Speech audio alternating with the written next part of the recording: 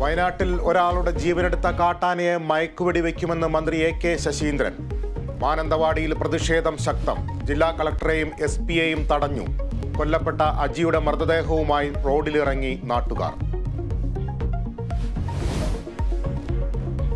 പാകിസ്ഥാനിൽ സഖ്യ സർക്കാരുണ്ടാക്കാൻ മുസ്ലിം ലീഗും പീപ്പിൾസ് പാർട്ടിയും. ഷഹബാസ് ഷെരീഫ് ബിലാവൽ ഭൂട്ടോയുമായി ചർച്ച നടത്തി. ദേശീയ തലത്തിലും പഞ്ചാബ് പ്രവിശ്യയിലും സർക്കാരുണ്ടാക്കും.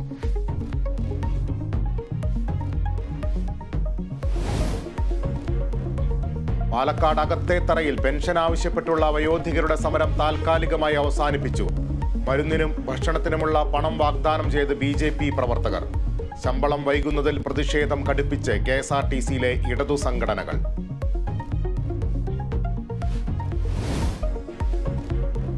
മൂന്നാറിലെ ഹോർട്ടികോർപ്പ് സംഭരണ വിതരണശാലയിൽ വ്യാപക അഴിമതി.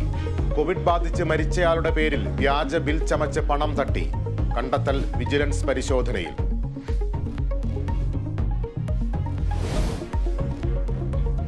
ഏഷ്യൻ ഫുട്ബോൾ ചാമ്പ്യന്മാരെ ഇന്നറിയാം. കിരീടത്തിനായി ഖത്തർ ജോർദാൻ പോരാട്ടം. മത്സരം രാത്രി 8:30 ഖത്തറിലെ ലുസൈൽ സ്റ്റേഡിയത്തിൽ.